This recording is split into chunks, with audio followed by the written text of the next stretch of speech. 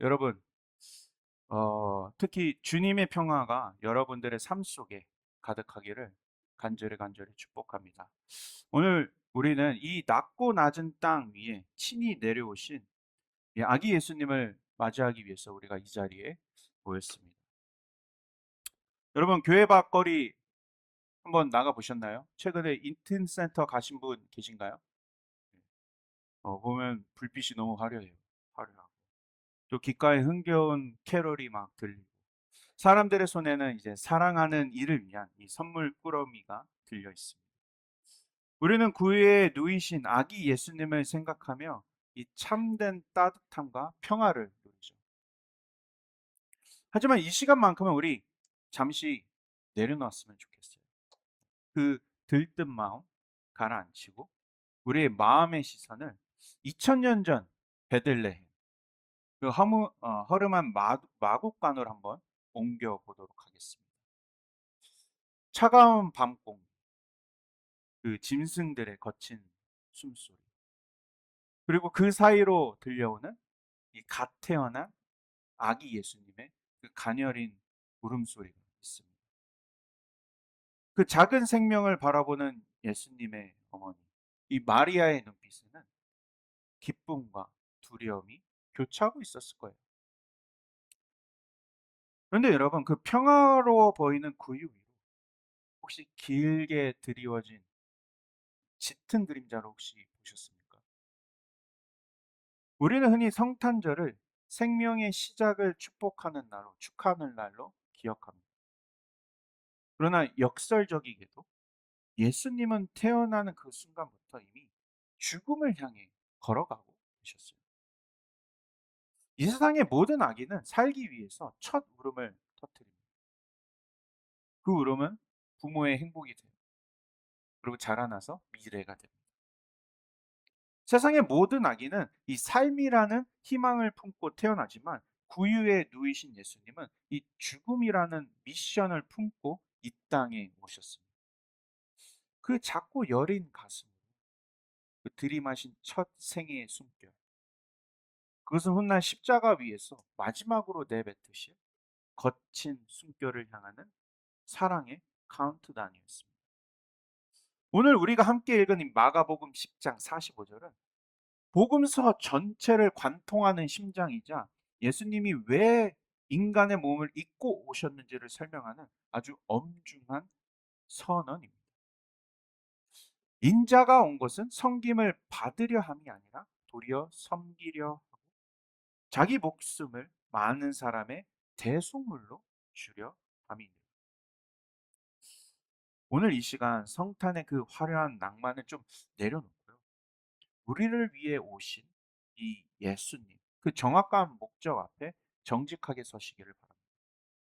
어쩌면 축제의 분위기와 전혀 어울리지 않는 이 비장한 십자가의 말씀 앞에서 우리의 영혼이 깊이 감동되어지고 참된 진리에 눈을 뜨시는 은혜가 있기를 간절히 소망합니다. 오늘 본문이 선포된 배경을 이해하는 것이 아주 중요합니다.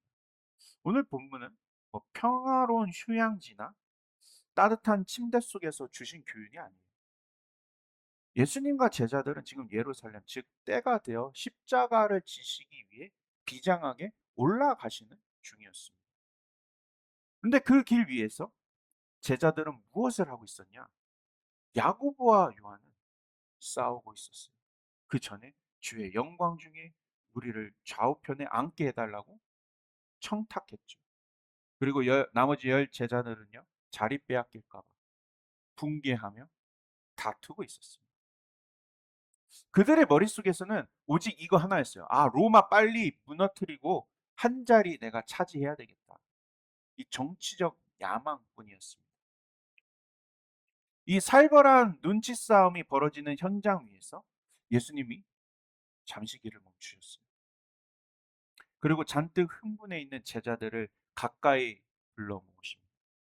그리고 마치 잘못 끼워진 그 첫 한 줄을 다시 채워주려는 그 어머니의 따뜻한 손길로 예수님은 그들의 헝클어진 마음을 하나님 나라의 질서로 다시 빚으시기 시작합니다. 그리고 오늘 본문 앞부분. 네, 마가복음 10장 42절에서 44절에서 44절까지 이렇게 말씀하시는데 우리 다 같이 한번 읽어볼까요? 찾아보겠습니다. 마가복음 10장 42절에서 44절.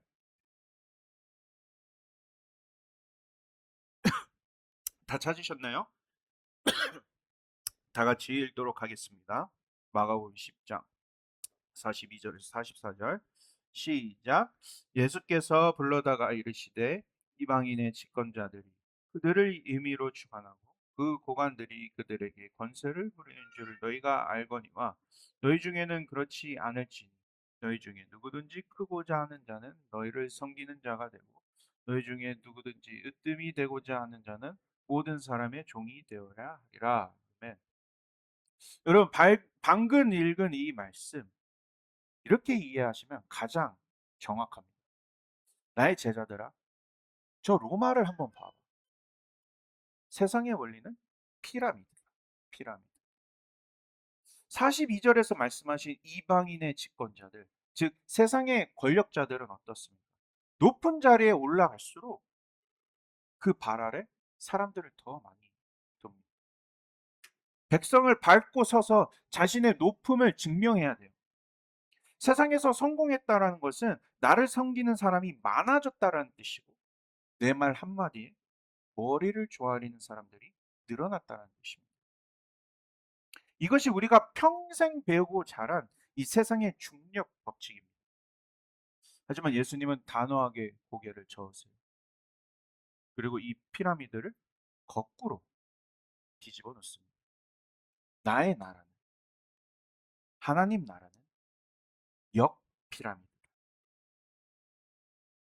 세상의 사다리는 남을 밟고 올라가야 정점에 닿지만 은혜의 사다리는 남을 위해 내려갈 때 비로소 하늘에 닿는다. 세상은 얼마나 많은 사람이 나를 섬기는가로 이 위대함을 측정합니다. 하지만 예수님은 내가 얼마나 많은 사람을 섬겼는가로 열매를 나타내십니다. 가장 높은 자가 가장 낮은 곳에서 떠받쳐주는 나라. 이것은 단순히 윤리 강령이 아니죠. 우리 위에서 아래로 하나님의 사랑을 아는 자는 필연적으로 가장 낮은 곳으로 흐를 수밖에 없다는 영적 자연 법칙을 선포하고 계신 것이죠. 그리고 이 원리의 정점에서 바로 예수님이 서 계신 거예요. 예수님은 제자들에게 너희는 섬겨라 라고 명령만 하신 것이 아니라 내가 바로 그렇게 살기 위해 왔다라고 선언하십니다.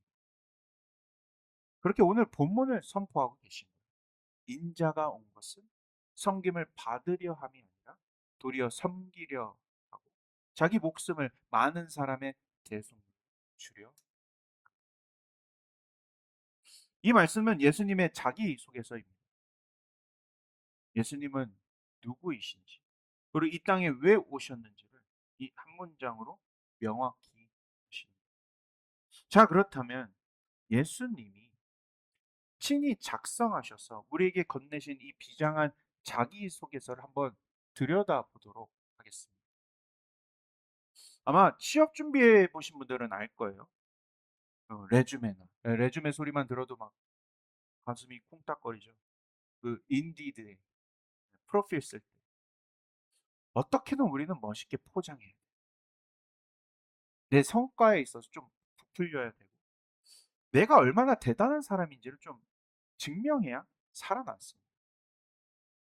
근데 예수님의 자기소개서는 충격적이에요.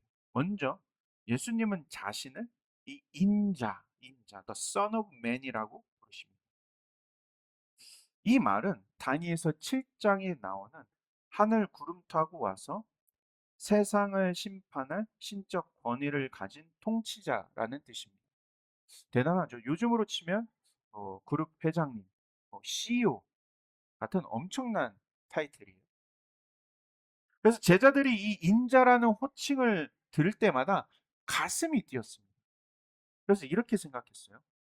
와, 우리 선생님 대단하신 분이니까 온 세상을 심판하고 통칭하실 왕이시오. 내가 레주메 제대로 봤어. 내가 이번에 제대로 따라다니고 있는 것 같아. 그런데 예수님은 그 영광스러운 타이틀 뒤에 가장 어울리지 않는 동사를 붙이셨어요. 인자까지는 괜찮은데 뒤로 뭐라고 돼 있죠? 인자가 온 것은 쭉 가서 섬기려 하고, 섬기려 하고. 여기서 사용된 헬라어, 이 섬기다, 디아코네오는 아주 구체적인 단어입니다. 이것은 식당에서 시중을 드는 웨이터의 일을 뜻하는 거예요. 여러분 중에서도 아마 여기 많이 해보신 분 계실 텐데, 식당이나 카페에서 이제 파트타임 해보신 분들 있죠. 손님들 뭐 주문 받고 음식 나르고 주방에서 막 열심히 일하고, 때로는 그 무례한 요구들 있잖아요. 말도 안 되는 요구들 하는 그 진상 손님들 앞에서도 고개를 숙여야 하고, 그 서비스직 노동 말입니다. 이게 섬기다, 디아코네오의 뜻이에요. 우주를 지으신 창조주가, 별들의 궤도를 운행하시는 그 로고스 전능자가 우리 식탁 앞에 서서 앞치마를 두르고 시중을 들겠다고 하시는 거예요. 이것은 당시 헬라 로마 사회에서는 완전 센세이션이었습니다. 신은 인간에게 섬김을 받는 존재이지 인간을 섬기는 존재가 아니었기 때문입니다. 하지만 이 성탄절은 바로 이 섬기다, 디아코네오에서 시작되었어요. 하나님이 인간이 되신 것, 무한하신 분이 유한한 육체 속에서 갇히신 것, 말구유라는 가장 낮은 자리로 내려오신 것, 이 모든 과정이 창조주가 피조물을 섬기기 위한 처절한 자기 비움이었습니다. 예수님의 행적을 생각해 봅시다. 예수님이 이 땅에 오셔가지고 생각해 보면 직접 찾아다니셨어요. 직접 찾아다니셨어요. 직접 찾아가서 병든 자들 만지셨습니다. 그리고 제자들의 더러운 발을 씻기셨습니다. 굶주린 자에게 떡을 떼어 주셨습니다. 예수님은 왕으로 오셨지만 종으로 사셨어요. 그리고 지금도 예수님은 종으로서 우리를 섬겨주고 계세요. 예수님이 보여주신 위대함은요, 지배하는 위대함이 아닙니다. 섬기는 위대함이었습니다. 그러나 예수님의 섬김은 단순히 발을 씻겨주거나 병을 고쳐주는 것에 멈추지 않았죠. 그분의 섬김의 절정, 성탄의 최종 목적지는 바로 십자가 죽음이었습니다. 예수님은 비장하게 말씀하세요. 자기 목숨을 많은 사람의 대속물로 주려 합니다. 대속물. 그래서 우리는 복음의 가장 깊은 심장, 대속물이라는 단어를 만나요. 헬라어 원어는 리트론이라고 합니다. 근데 영어로는 아마 잘 아실 거예요. 랜섬이라고 합니다. 랜섬. 이 단어는 거친 시장 바닥에서 쓰이던 용어였어요. 고대 노예 시장에서 노예를 해방시켜 주거나 정쟁 포로로 잡힌 그 노예들을 석방시키기 위해 지불해야 하는 몸값을 뜻합니다. 누군가가 쇠사슬을 끊고 자유인이 되려면 반드시 그 생명에 상응하는 이 리트론, 대속물, 즉 몸값을 지불해야만 했습니다. 예수님은 지금 우리를 무엇으로 보고 계신가요? 죄의 노예, 사망의 포로로 보고 계십니다. 하지만 여기 우리의 영혼, 가장 서글픈 진실이 있습니다. 우리는 예수님의 힘으로 이 차가운 죄 사슬을 끊어낼 수 없어요. 우리가 쌓아 올린 선행의 탑도요, 밤새 흘린 뜨거운 참의 눈물도 죽음이라는 청구서 앞에서는 한낱 휴지 조각 같이 무력할 뿐. 생명은 오직 생명으로만 갚을 수 있기에 우리의 그 어떠한 간절한 몸부림으로도 이 빛은 탕감되지 않습니다. 그래서 예수님이 오셨어요. 그래서 우리가 집에 그 지불해야 할 값이 너무나 컸기에 썩어질 화폐로는 감당할 수 없기에 오직 흔없는 어린 양과 같은 하나님의 아들의 생명이 필요했기에 예수님은 자신의 목숨 자체를 영원한 화폐로 내놓으셨습니다. 성경 원어에서는 이 장면을 설명해주는 아주 특별한 단어가 숨어 있어요. 바로 이 안티라는 짧은 전치사입니다. 물론 헬라어 문법 공부하자는 게 아니에요. 이 작은 단어 속에 눈물겨운 이 맞바꿈의 사랑이 담겨져 있어요. 이것은 단순히 뒤에서 누군가를 응원하거나 돕는다라는 뜻이 아닙니다.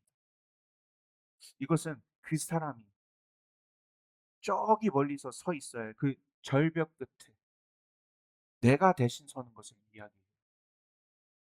형벌을 맞교환하는 것을 의미합니다. 이것이 바로 십자가에서 성사된 생명의 거래입니다. 원래 그 거친 나무 위에서 처절하게 숨을 내쉬어야 했던 것은 바로 나였어요. 나의 죄 때문에 박혀야 할 못도 있었고 내가 감당해야 할 하나님의 진노가 있었습니다. 그런데 그 절박한 한복판에 죄 없으신 주님이 나를 밀어내시고 대신 오르신 그 골고다 언덕 위에서 죽어야 할 나의 운명과 살아야 할 그분의 생명이 기적처럼 뒤바뀐 것입니다. 베들레헴의 구유는 바로 이 눈물겨운 지부를 위한 준비였어요. 그 예수님 이 땅에 오셨잖아요. 아기의 모습으로. 그 아기의 부드러운 살결이 닿았던 그 차가운 나무 구유는 장차 그분의 살이 찢겨질 거친 나무 십자가를 예비한 것이었고 예수님을 따뜻하게 감싸 안은 하얀 속삭이는 장차 죽을 몸을 감싸 안은 차가운 수의 장례복이 되었습니다. 그렇기에 구유에 누이신 아기 예수님의 심장 소리는 단순한 생명의 신호가 아니었어요. 우리를 살리기 위해 기꺼이 멈추어진 그 마지막 순간을 향해 달리는 세상에서 가장 슬프고 위대한 사랑의 카운트다운이었습니다. 자, 여러분, 잠시 숨을 고르고 이 엄청난 사실 앞에 머물러 봅시다. 우주의 주인이신 분이 자기의 생명을 화폐처럼 내어주셨습니다. 도대체 무엇이 아쉬워서? 도대체 누가 그토록 소중해서? 창조주가 피조물 따위를 위해 이런 말도 안 되는 거래를 하신단 말이에요. 십자가를 향해 뛰었던 그분의 심장 소리, 그 간절한 사랑의 목적지는 과연 어디였을까요? 예수님은 마지막으로 이 대속물을 누구를 위해 주신다고 하셨나요? 다시 본문 보시면 뒷부분에 나왔죠. 많은 사람의 대속물로 주려 합니다. 많은 사람, 많은 사람. 여기서 주님이 말씀하신 이 많은 사람이라는 단어는 단순히 숫자가 많다라는 게 아니죠. 이것은 차별 없는 초대이자 한계 없는 확장입니다. 우리 예수님 소수의 엘리트만을 위해서 오신 게 절대 아니에요. 뭐 자격증 갖췄다고, 디그리 있다고, 좋은 회사 다닌다고, 뭐 도덕적으로 윤리적으로 완벽한 자 그분을 위해 온 게 아니죠. 그런 사람들 유대인이나 이방인이나 배운 자나 못 배운 자나 가진 자나 없는 자나 그리고 오늘 이 자리에 앉아서 나 같은 죄인도 용서받을 수 있을까? 라며 남몰래 가슴 치는 한 사람 한 사람까지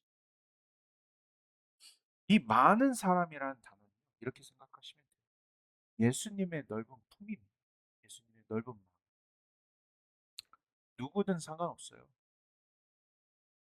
예수님은 자신의 생명을 이 리트런 대속물 즉 몸값으로 내어 주셨습니다. 사랑하는 여러분, 이것이 우리가 믿는 복음입니다. 구원이라는 이 천문학적인 계산서 앞에서 우리는 철저히 무일품이었습니다. 갚을 능력은커녕 갚아야 한다는 사실조차 잊고 살았던 이 파산한 영혼들이었어요. 진노의 자식들이었습니다. 그런데 그 십자가 위에서 기적이 일어납니다.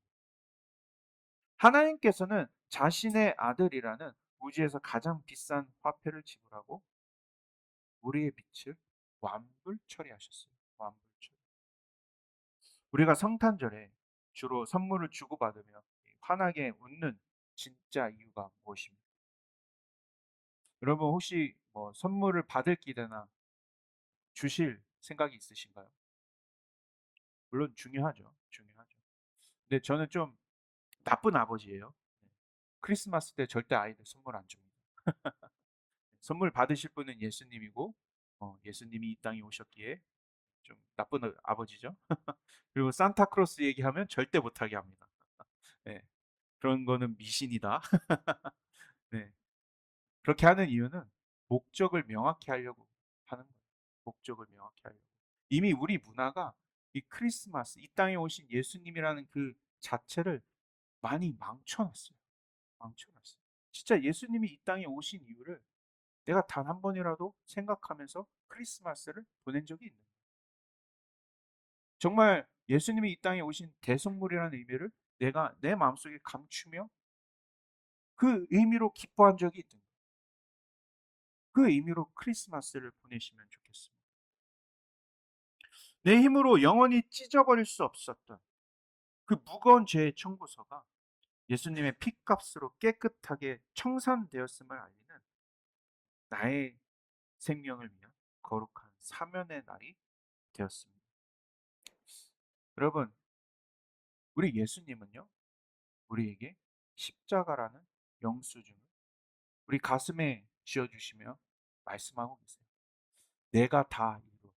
내가 다 이루었다. 내가 너의 빛을 다 갚았다. 너가 가야 될 자리 내가 이미 갔다. 그리고 너는 나와 있으면 돼. 나와 함께 있으면 돼. 어쩌면 이 투박하고 거친 은혜를 벅차게 끌어안는 것. 이것이야말로 성탄이 주는 최고의 기적입니다. 이제 말씀을 맺겠습니다. 예수님께서 왜 하필이면 이 비장한 말씀을 누가 크냐라고 싸우는 제자들에게 남기셨는지를 한번 생각해 봅시다. 혹시 성탄을 앞두고 있는 모습, 이 제자들이 싸우는 모습이 나의 모습은 아닌지,